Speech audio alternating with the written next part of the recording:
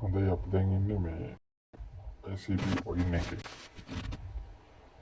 බැලුවොත් මේකේ මුලින්ම monthly chart එක අපිට පේනවා මේකේ RSI එක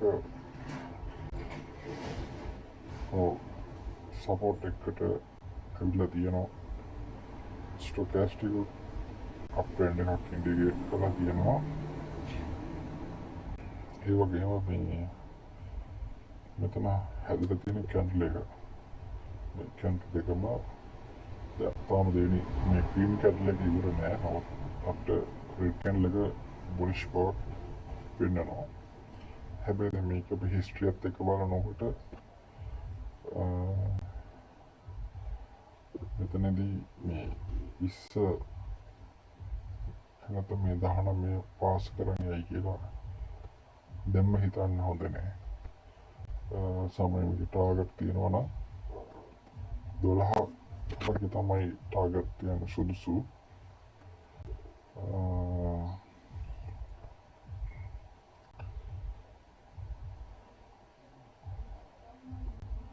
එතකොට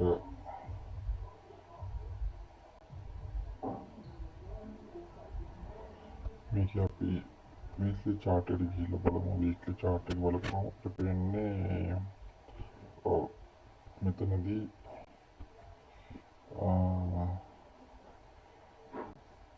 stochastic උඩට හැරලා තියෙනවා. RSI උඩටම jump වෙලා තියෙනවා. එහෙනම් මෙතනදී consolidation එකක් තමයි ටිකක් බලාපොරොත්තු වෙන්න ඕන.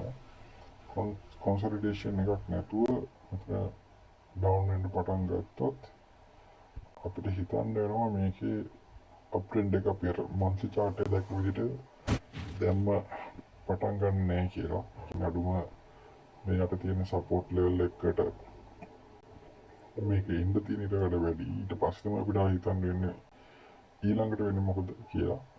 හැබැයි මෙතනදී මේ level එකේ කියන්නේ මේ 5-7 අතර consolidate වුණොත් අපිට අනාගතයේදී uptrend එකක් ගැන බලාපොරොත්තු වෙන්න පුළුවන්. ඉස්සේ අපි day chart එකට බලුවොත්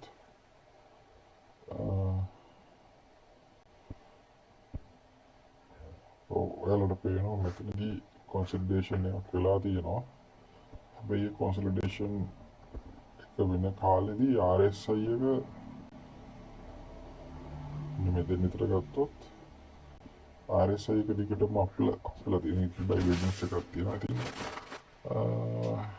මේ divergence එක හින්දා තමයි අපිට මෙතන uptrend එකක් වෙලා තියෙන්නේ. මම හිතන්නේ මේකේ මෙන්න මේ candle එක ගියාට පස්සේ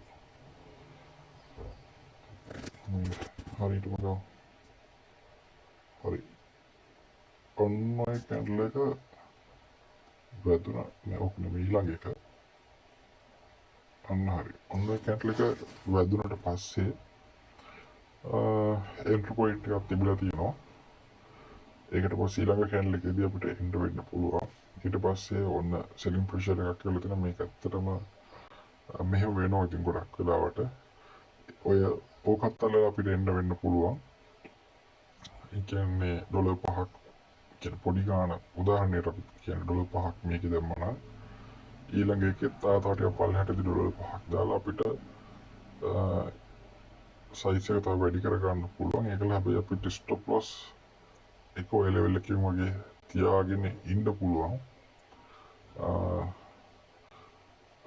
ස්පොට් එකෙත් අපිට ඒ කියන්නේ ස්ටොප් ලොස් කියලා කියන්නේ ට්‍රෙන්ඩ් එක අපි බලාපොරොත්තු වෙන විදිහට යන්නේ නැත්නම් අපි අයින් වෙන එක තමයි හොඳ ට්‍රේඩ් එකකින්. ඊට පස්සේ ඉතින් මේ ගේන් එක මම හිතන්නේ මෙතනදී 100ට 200 විතර ගේන් එකක් තිබිලා තියෙනවා. ඉතින් මේකේ අපි ඊළඟ chance එක ගන්න නම් අපිට මුලින්ම මෙතන consolidation එක සිද්ධ වෙනවද නැද්ද කියලා බලන්න වෙනවා.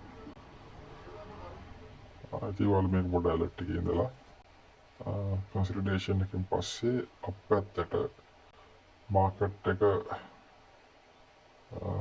turn වෙන්න ගත්තොත් ඒක retest එකකින් confirm කරගෙන යන්න වුණොත් මං හිතන්නේ මේක එල්ලෙන්න අවස්ථාව තියෙනවා.